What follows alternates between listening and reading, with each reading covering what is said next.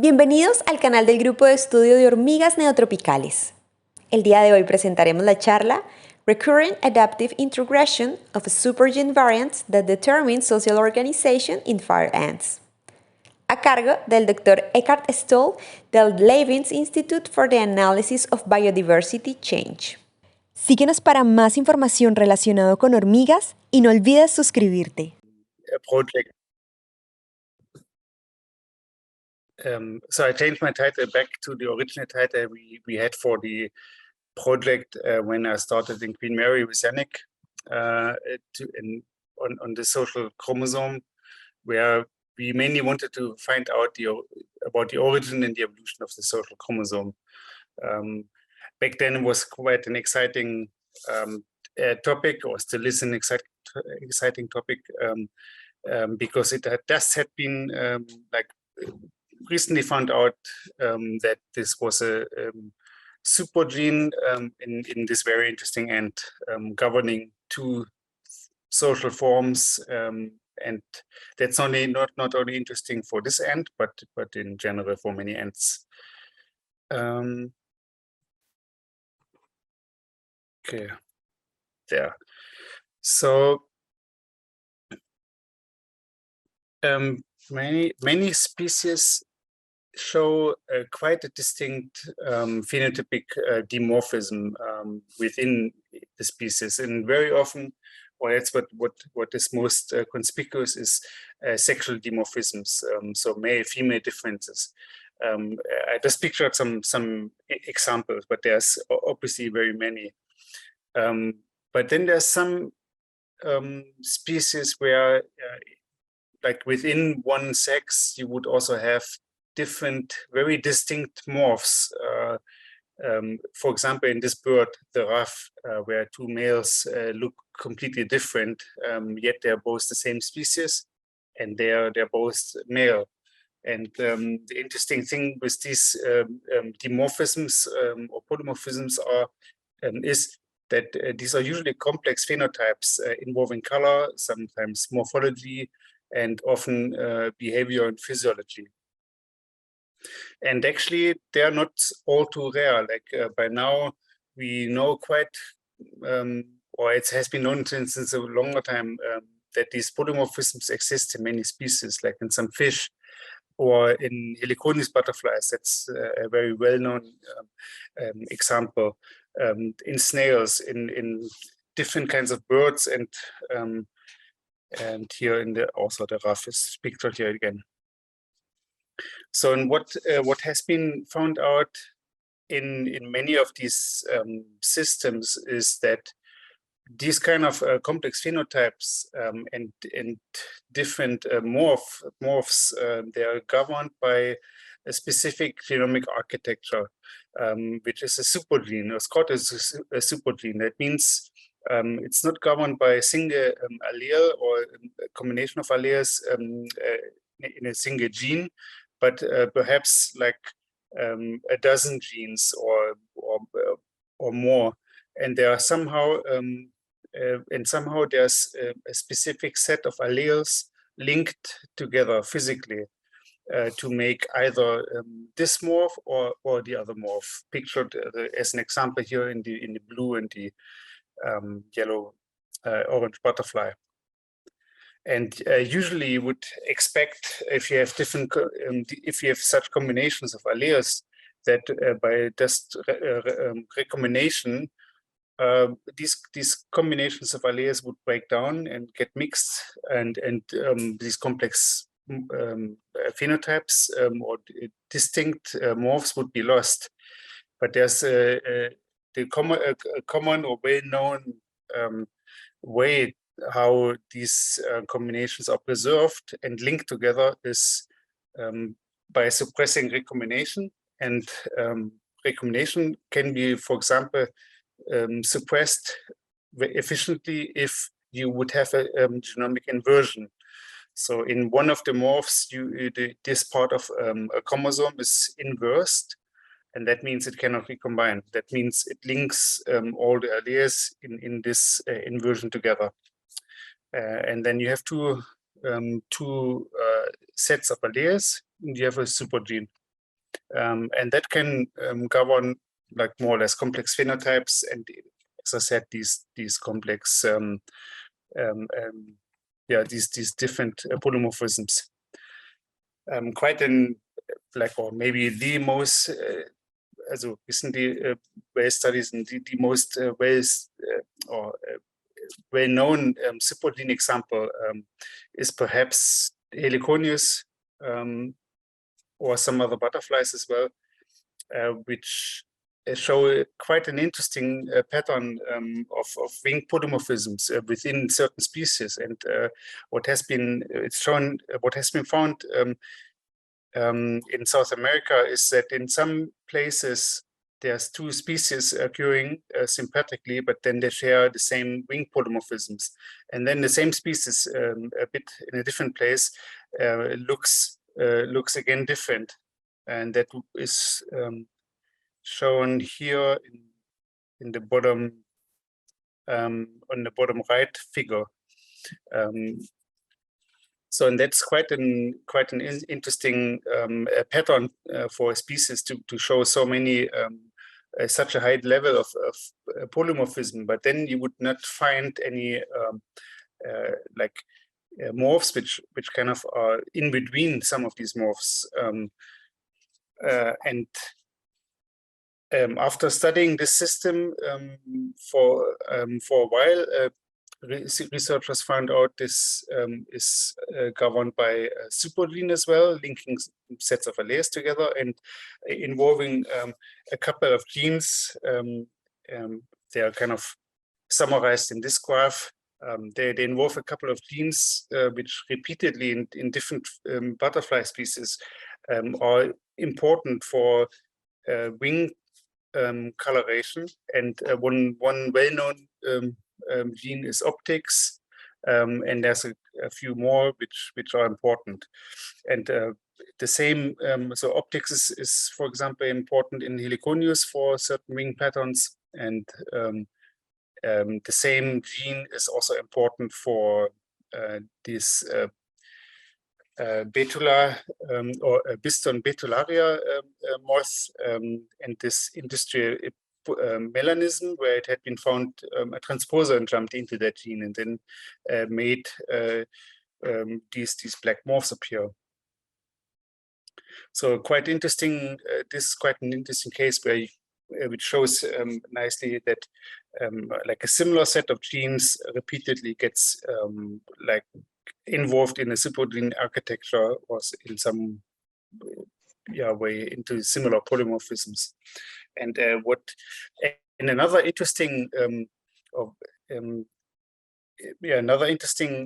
fact about this Heliconius supergene system and this kind of mimicry which was found in South America is that apparently this is governed by introgression between species. So introgression is the transfer of genetic material into a different species, from one species into another. So at one point you would have a hybrid individual, and it would kind of backcross with one or the other species repeatedly, so that the genomic background gets diluted and becomes like, it looks like the original species, and certain pieces of the species they hybridize with would be kept over long periods of time if it would have a selection advantage. And for these mimicry patterns, that apparently is the case. And the supergene introgressions, that they're not even very rare. It has been shown in numerous cases that this is responsible for these kind of mimicry patterns across different across different Heliconius species, and is governing these polymorphisms. And introgression will be important at a later stage in the talk. Just a tiny bit more background on supergene. A special case it would be sex chromosomes, and sex chromosomes, they they govern the different sexes, male, female, in many species, and they often can be or their usual architecture is also a supergene architecture. And for example, the Y chromosome in humans would be a case which is like well known, which is not recombining with its former homologue, the X chromosome. And the way these sex chromosomes evolve is like what I said earlier. You would have somewhere some alleles which are beneficial for either sex, and then an inversion would link these alleles together, and then you kind of have a proto a proto X chromosome and a proto Y chromosome. The proto Y chromosome would have the inversed part, and this inversion would block recombination. And if recombination is blocked in a certain region, genomic region, over time, you would see an accumulation of deleterious mutations and an accumulation of repetitive elements. That's because selection is very weak in these linked loci. So over time, you would see this degeneration, and eventually the chromosome with suppressed recombination would lose a lot of genes, and it would actually become smaller. So that's the case known from the X and the Y chromosome. And kind of the opposite, or an intermediate stage, was reported from some plants that the Y chromosome, instead of shrinking, becomes actually larger. And that hasn't been shown in animals, but usually sex chromosomes in animals are very old, and these plant ones are younger. That's why it was actually quite interesting to study the fire ant system, which is a very young supergene. So now coming to the actual interesting part of the talk, the fire ants and its polymorphism. So fire ants have a social polymorphism. They have two different types of colony organization. And that's shown in the bottom part here. There's the normal ancestral way a colony would be organized in many ants as well, is they are headed by one queen and a single queen alone, and any other queen wanting to enter this nest would be killed. But then you have some other colonies of fire ants where you have multiple queens living in there.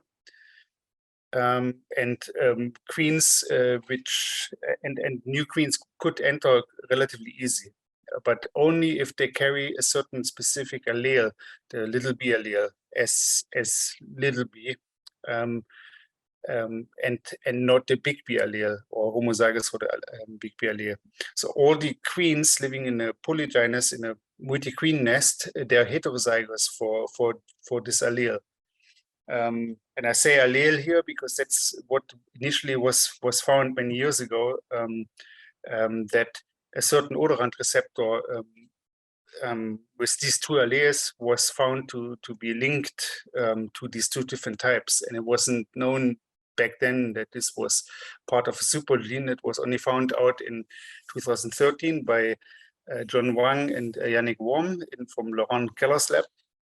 And there they used genetic mapping, linkage mapping, and they saw that in the little b variant was not recombining.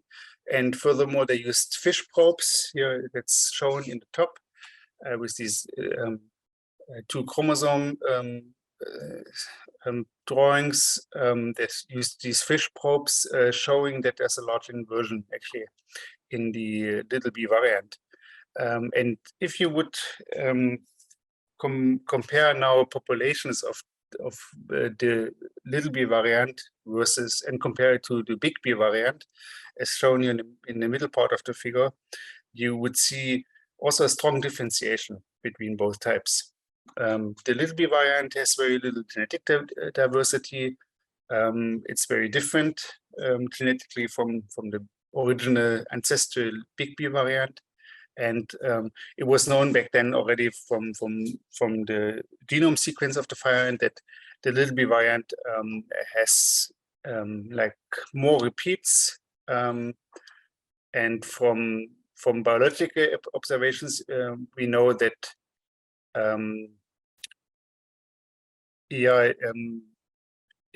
there's no that homozygote or it's known for these for the supergene that it occurs only in a heterozygous state and never in a homozygous state. So there's no queens reported which are little b, as they would be lethal. In some cases, in Solenopsis richteri, it was reported that a small fraction of queens of this homozygous state maybe are viable, but that would be quite rare. That means, so if there's no homozygous little b individuals available, it means little b can never recombine and would be locked from recombination. While the big B variant in single queen colonies can just recombine normally. So that's genetically quite important and makes this system basically look like an X and Y system. So the little b chromosome or supergene would be equivalent to a Y chromosome. But the interesting thing in Solenopsis is it's very young. Back then it was calculated that it's about 350,000 years old, and that that is very young compared to sex chromosomes. So what we were interested in first was like to find out the actual structural differences between the big B and the little b variant, and how this supergene is looks like. We used for this some male pupae, one big B male, one little b male, which we collected in Brazil. We used optical mapping by nanoiris, where long individual DNA threads are like guided through some capillaries, and certain restriction enzyme or nicking enzyme sites are labeled fluorescently, and that's shown here in green. These are the labels, and the blue bars, that's an individual chromosome or DNA strand. And from these patterns, you can compare, you can assemble the genome for each type, and you can compare it to see how it is different. You can see any insertions, deletions, or rearrangements between them, and how long it is, and you can also use it to improve the assembly of the actual genome sequence. I forgot to say also that the males we used, as in Hymenoptera, it's typical, they are haploid. So that's why we have a clean signal, and it's easy to compare. So it was already known that there's no recombination between big B and little b, and from this linkage map and the fish probes, we knew there's some recombination doesn't happen, and there's an inversion. But now from our optical mapping, we could actually determine the supergene is about 20 megabases large, and that there's at least 3 inversions between them, and not only a single large one. Yeah, it was actually now recently confirmed by a PacBio long-read assembly of both types, and that was done in Laura Keller's lab, that both big B and little b are differentiated by 3 large inversions.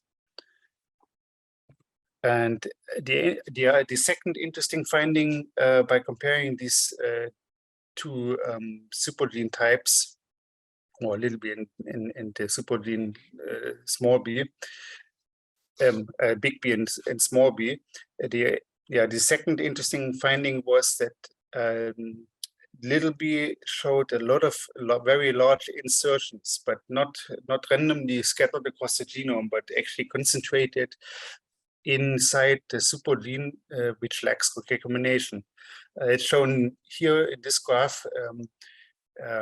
In like each line towards the top means that there's an insertion of some sequence in the little b variant, and each line to the bottom part means that there's a deletion in little b compared to the big B equivalent. And big means really big. I mean, this is the scale is now 400 kilobase pairs. So there's quite a lot in the supergene, and if you would count all of these together, it appears that the supergene, the little b supergene, is more than 30% larger than the big B variant. So it's about 6.6 megabases larger, and that's only found in the supergene and not across any other chromosome. Here in this graph, it looks a bit like normally the other chromosomes lost some sequences, but that's because it's easier to find deletions and larger insertions.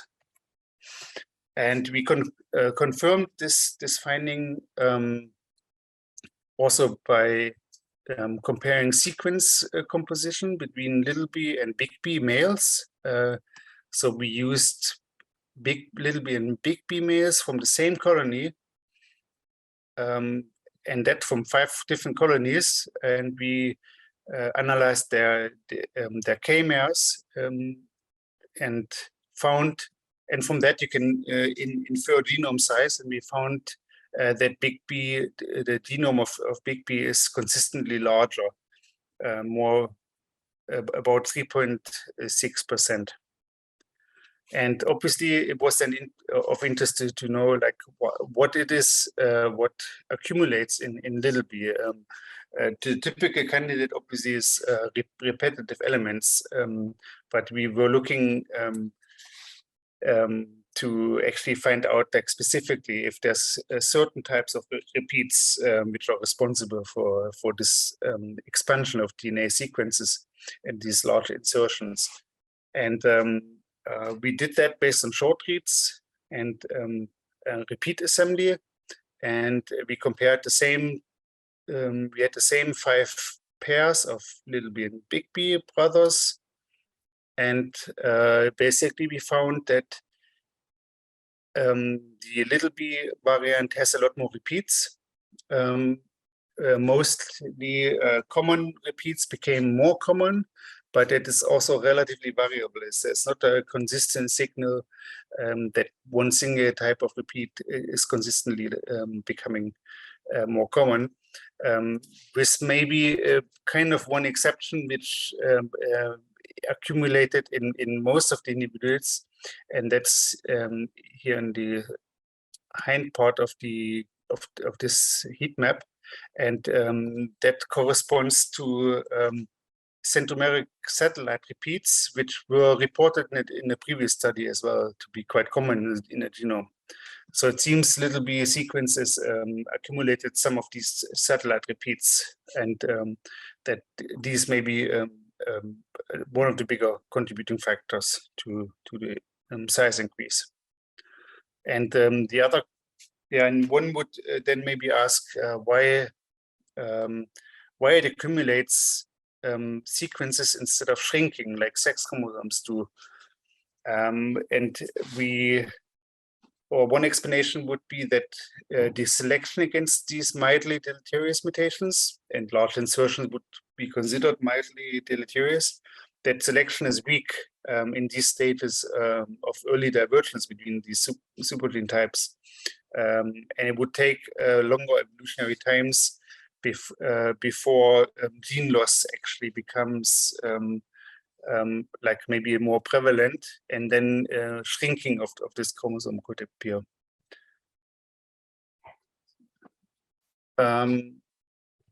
So the next thing we wanted to study is the origin and also evolutionary patterns of the supergene. And we wanted to do this with the population genomics approach and phylogenomics approach. And our idea was to compare the social polymorphism in multiple Solenopsis species. Back then, we used some phylogenetic information available based on mitochondrial sequences, and the phylogeny more or less looks like this, that there's a number of like relatively recently diverged and Solenopsis fire ant species, most of which live somewhere in South America. And then we have a couple of species which all show this social polymorphism. So that's mainly Invicta and Richteri, and then three more which are a bit more rare. And we wanted to sequence populations of those species and compare both supergene variants, compare the species, and to find out where the supergene actually originated, and how it ended up in multiple species. And so that means to find out if it's a transspecific polymorphism, which means the supergene evolved once before the speciation, and then via speciation ended up in multiple species, or if there is parallel evolution, so multiple independent origins, or if it originated once within one of those species, and then it got transferred to the other species by introgression. So to achieve our goal and to compare all the species on a broad scale, we used in the end 368 genomes. We ourselves did a lot of sampling in South America, in southern Brazil, northern Argentina, and Uruguay.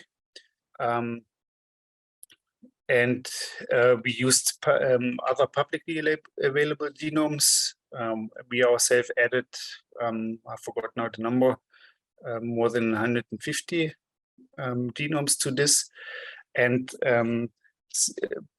since I said it earlier, the genome of the fire ant is really rich in repeats and shows a lot of differences in gene copy number as well, especially between both supergene variants.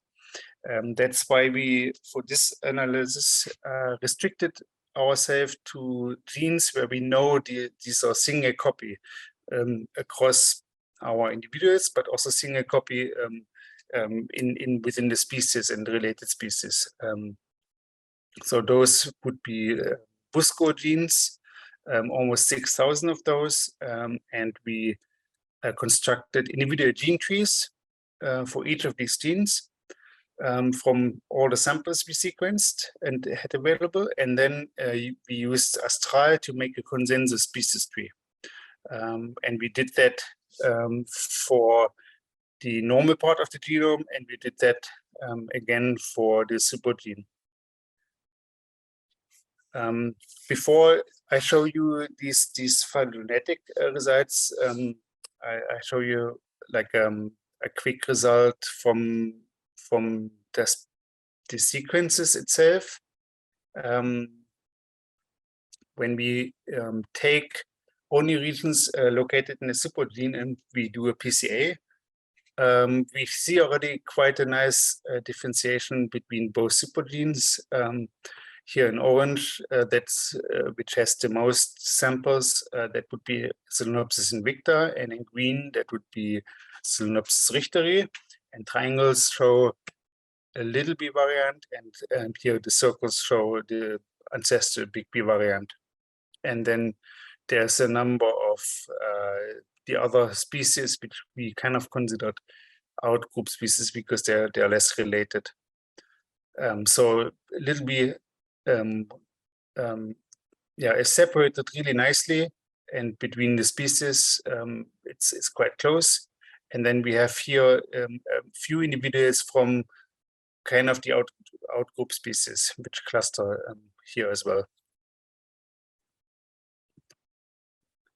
And a second thing before I show you the main result is from a selected number of individuals from all these species we included in our analysis. We constructed some new genome assemblies to extract the same set of single copy genes, but only those which are shared across all the individuals. That's in here 2,161 single copy genes. Summed up, that would be 2.91 megabases of sequence, and those we used for a comprehensive phylogenetic analysis, which we constructed this tree, which based on two known node ages from previous studies, we dated. So we know for all these nodes, especially between the species, we know the divergence time. And we use this divergence time information later to date our actually main tree. So, and one thing which becomes obvious here as well, we included here is big P and little p individuals. They cluster by species. But that was expected because we did this only on the normal part of the genome and not for the supergene, because it has a different evolutionary background. So now we come to the main result where we used our couple of thousand genes, and we compare the normal part of the genome with the supergene, and we expect to find like one of three things which I mentioned earlier. Either we find a transspecific polymorphism with a single ancestor origin that would be shown in the phylogeny as a single origin somewhere here, and then and that would be before the speciation events. Or we find that there's two parallel origins of the supergene. In that case, both variants would cluster together instead of cluster by variant. Or the third version, we would find a single origin in one of the species or lineages, and we would see or can deduce introgression into the other species here. And that would be shown as the supergene nested within one species, but the supergene of other species being part of this cluster as well. Our species tree looks like this here on the left. We have a couple of, I call it outgroup species, Megagates interrupta, Sevissima, Pusillanimos, and Geminata here at the bottom.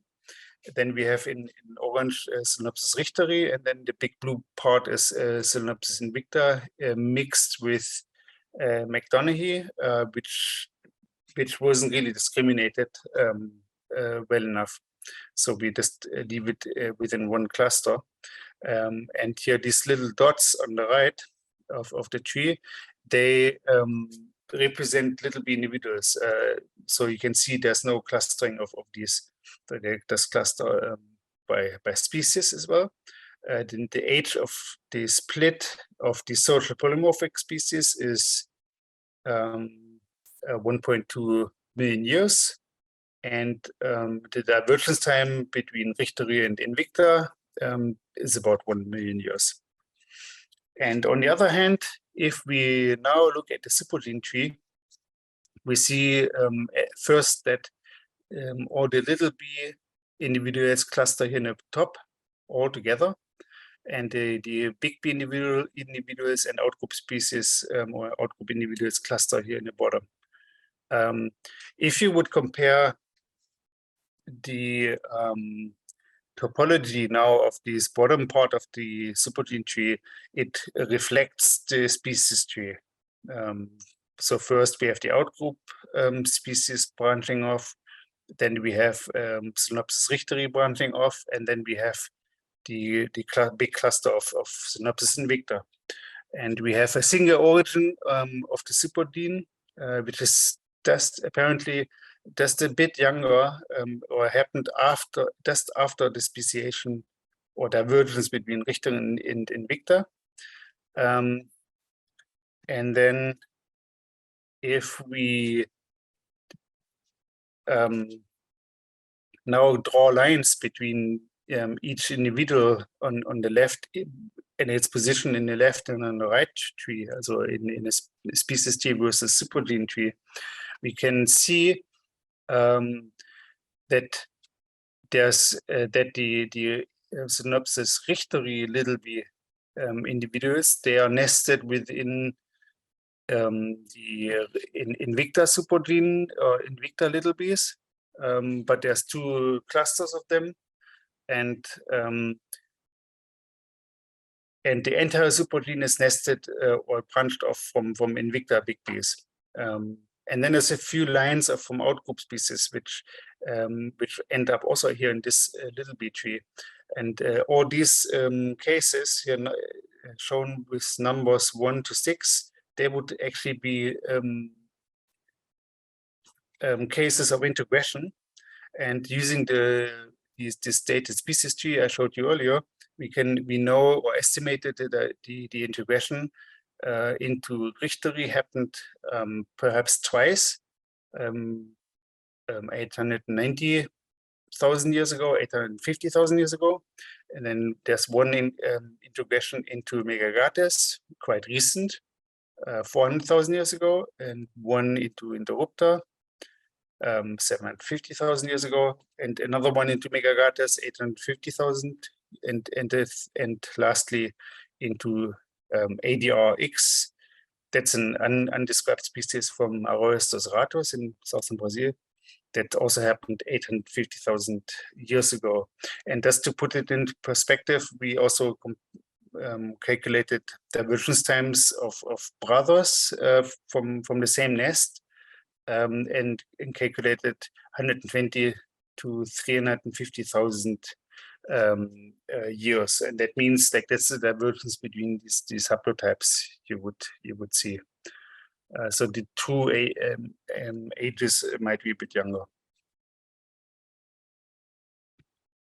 Okay, so this phylogeny phylogenetic analysis shows already that introgression is very likely. And we did a number, we did several other tests to kind of support this. And one is an analysis tool called TWIST, and here we would count or determine frequency of topologies along a chromosome. And here, as representative for the normal part of the genome, we chose chromosome 1.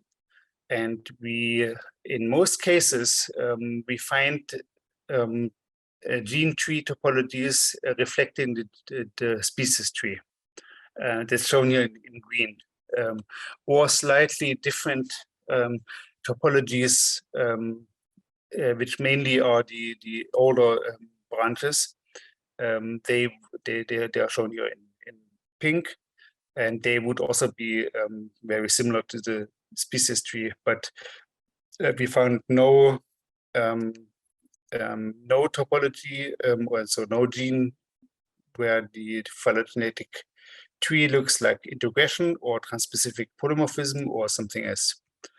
And the same is true for chromosome 16. That's the chromosome where the supergene is located, and that chromosome has a small part which is normally recombining, so it's not part of the supergene, and here it looks the same. By far the most frequent topology of all these genes on this chromosome piece reflect the species tree. Now if we go to the supergene itself on chromosome 16, that looks dramatically different. Only a small fraction of topologies reflect the species tree, a few or something else. A few more, it's shown in yellow, would indicate a transspecies polymorphism, but by far the biggest fraction would indicate an introgression. And here, introgression is more prevalent, or topologies reflecting introgression from Invicta to Richteri are more prevalent. It's shown in dark blue. So that supports our finding from the phylogeny earlier. That's the summary. We have additional support for integration from an analysis in Quibble, which kind of compares or quantifies incomplete lineage sorting versus integration, because incomplete lineage sorting in these recently diverged species could also be a reason sometimes for findings like this. And we also supported the integration case with a modified Abba-Baba test. So it all shows that integration is very likely. And when we have one very interesting case, which clearly shows also how integration can actually work, and that's a single colony in southern Brazil, from which we collected big bee and little bee males. And this colony, the genomic background of that colony is Solenopsis megagatus, one of the species which diverged a bit earlier from Invicta and the rest. But the chromosome 16 supergene is the same as the supergene of the local Invicta populations. So the local means colonies from the same city. And the mitochondrium is also the same haplotype as the local population. So that indicates that a likely route for this integration could be that there's a heterozygous Synopsis invicta queen, which at some point would have mated with a Megagatus male. You know, these queens, these polygynous or heterozygous queens, they can just come back to a polygynous nest of Invicta, where they are let in and can reproduce. And probably this kind of special case of polygyny in Invicta maybe sheltered these polygynous hybrids in the early stages. And the offspring of this hybrid would then over time would have mated with Megagatus males many times, so that the background of the genome becomes like Megagatus. So this one colony indicates a likely route of this, and supports obviously the findings from the phylogeny, the findings from the frequency of the topologies and the Quibble analysis, and our other tests.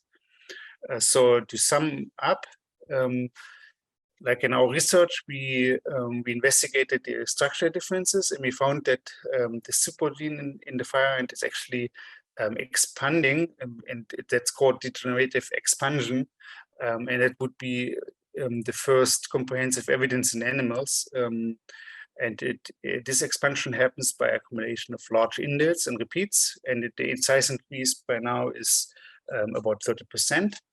And that is we found through a population genomics approach that the little bee supergene evolved once and spread via integration into related species. And while radiation of these species happened 1.2 million years ago, the supergene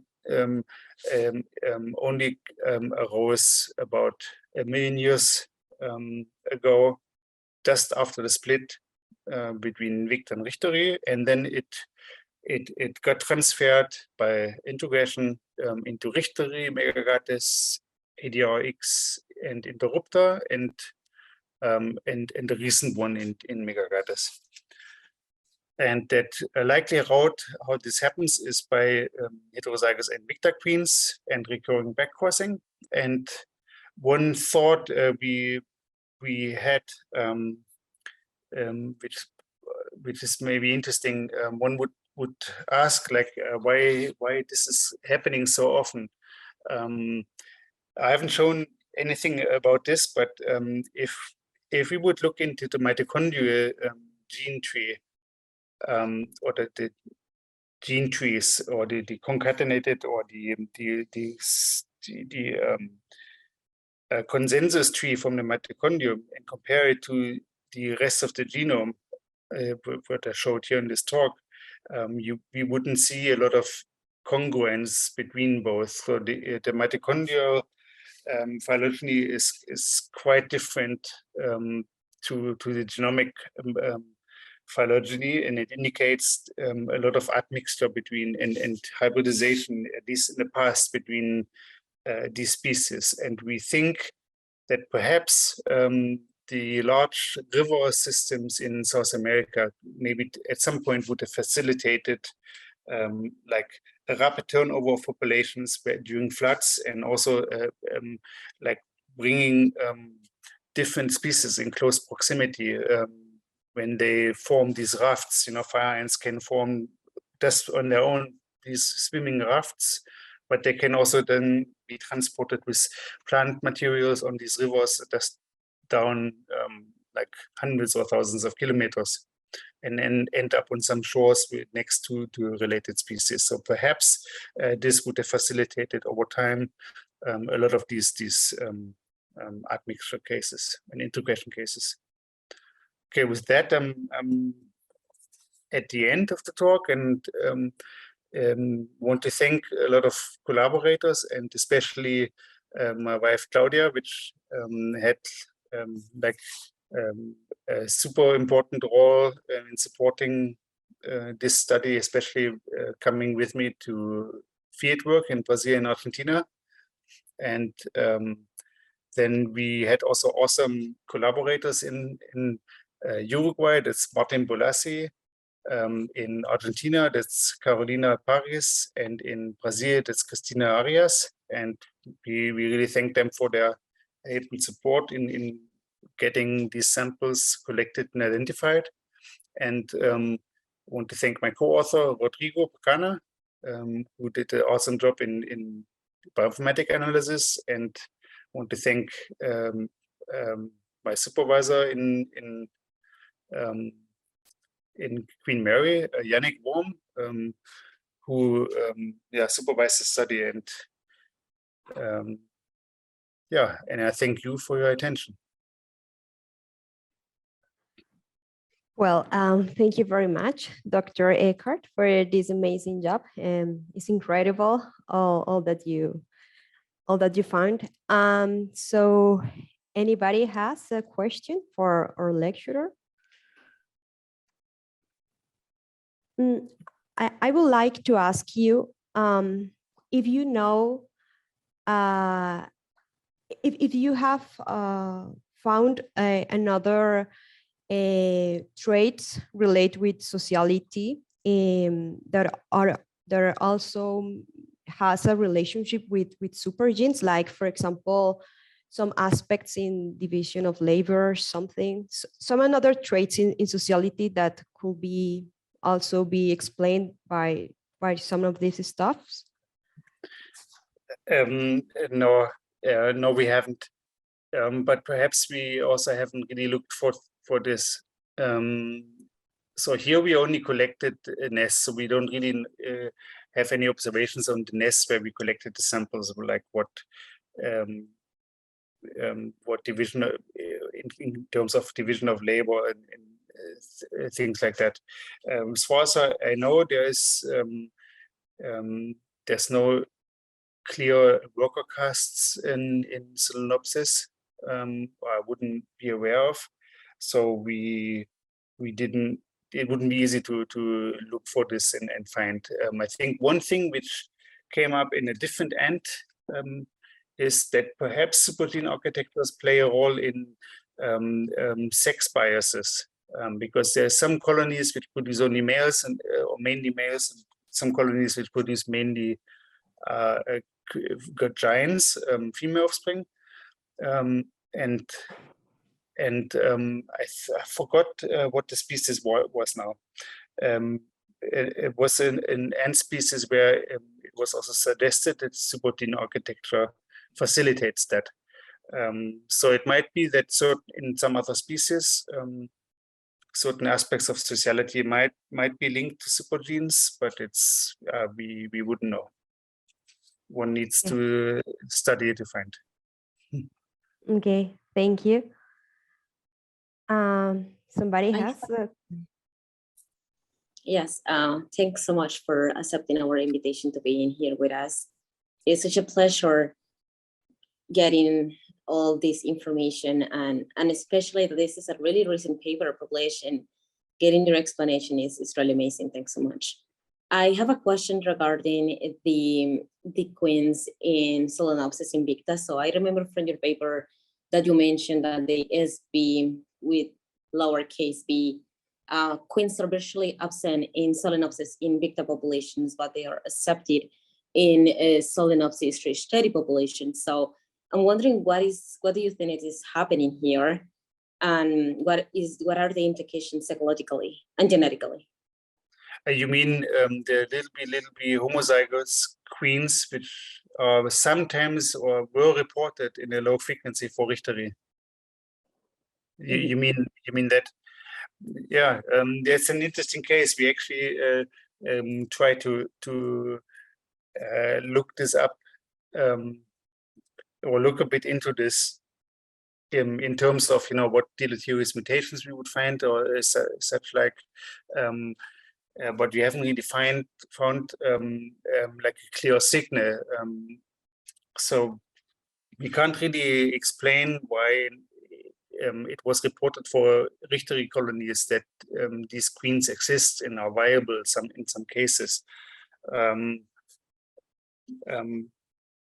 I think it would be super interesting to actually study those, and but it would require to get hands on these queens, and they were reported as so rare that we never found them. We also haven't found any little b workers which do exist, that this had been shown. So also from that point of view, we can't really say much about it.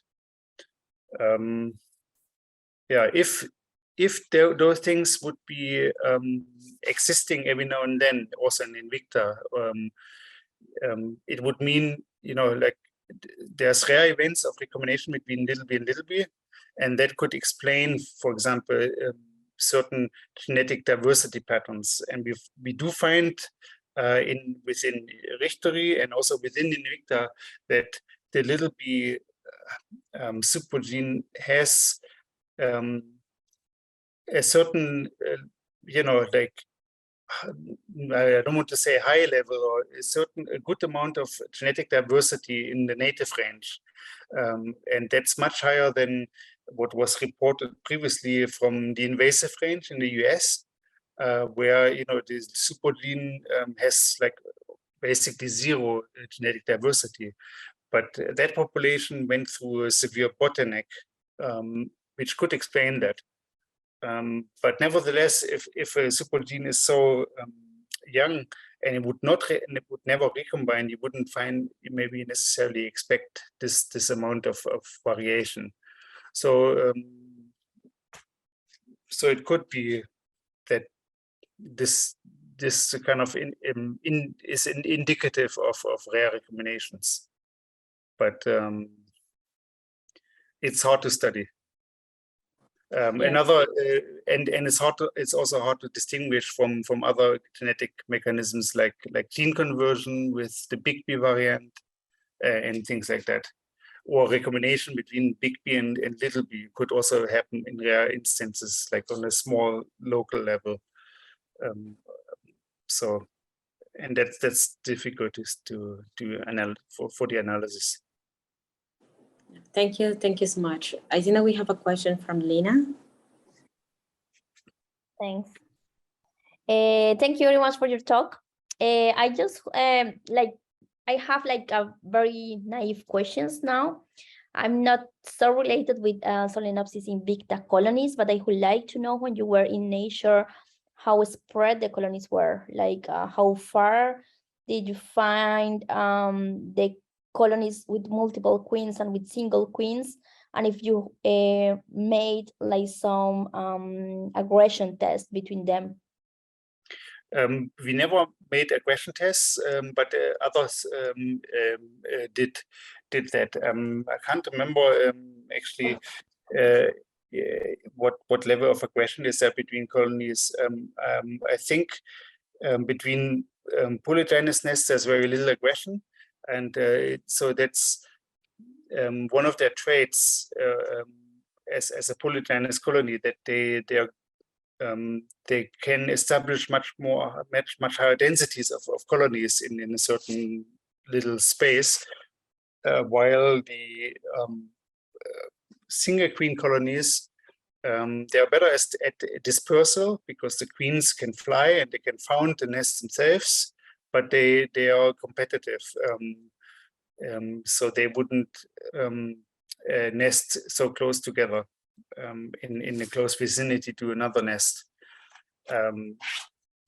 We did observe that as well in these cases where we, after the sampling, by genotyping, saw that these certain colonies were heterozygous. Then we could confirm that they were likely polygynous. And we did observe that then in the polygynous colonies, they were often quite close together, like maybe as less than, or as close as a meter. Okay, would you say like kind of Linepithema humili, like super colonies structures? No, I don't think so. Each colony is separate, and they have their own set of queens, but they are less aggressive to the other nests. I do not know. It probably has been studied, but I do not know if workers walk into other nests. I wouldn't know. But Okay. as far as I know, it's not a superstructure like Linepithema. Okay, good. And just a second question from the evolutionary point of view, I would like to know your opinion about why evolution kind of allows that introgression happens, and then not allows, but kind of, like what is the evolutionary, I don't know, strategy for inside of this species for this to happen, and not, for example, is not, I mean, because for me it's easier to imagine that these haplotypes are like they evolve like twice, and it's kind of more like, I don't know, direct evolution than this introgression and this kind of mess there. I don't know, from the evolutionary perspective, what do you think about? I would think like it's probably not so easy to evolve a supergene like this, like, because it's a complex set of allele combinations, and in the Fire system it's not known like which genes actually do functionally or which genes are functionally important to make a colony polygynous versus monogynous. So it's not so likely that a supergene arises like in a short time so often that it this case of parallel evolution, and we have actually evidence that like it's in all these polymorphic species, it's in the same place in the chromosome 16, and it's the same inversions. So also from that point of view, from structural point of view, we know that it's only has been evolved once. So it would be like extremely unlikely if we would see like this level of parallelism, on a structural level. Like sometimes if you would expect then different sizes of the supergene or whatnot, but that's not shown.